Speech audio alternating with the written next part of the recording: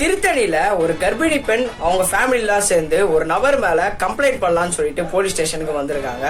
அப்ப அங்க இருந்த ஒரு போலீஸ் சரமாரியா அந்த ஃபேமிலியில இருக்கவங்களையும் அந்த கர்ப்பிணி பெண்ணையும் தாக்கியிருக்காரு.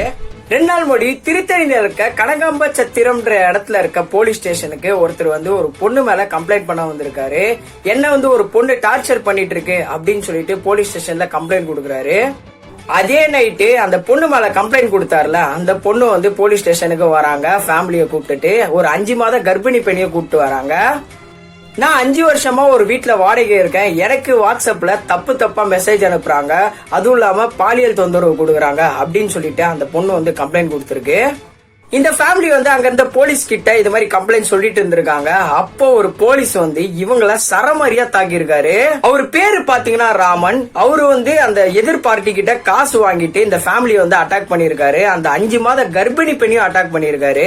இத வந்து இவங்க வீடியோ எடுத்ததுனால இப்ப இவரை வந்து சஸ்பெண்ட் பண்ணி வச்சிருக்காங்க.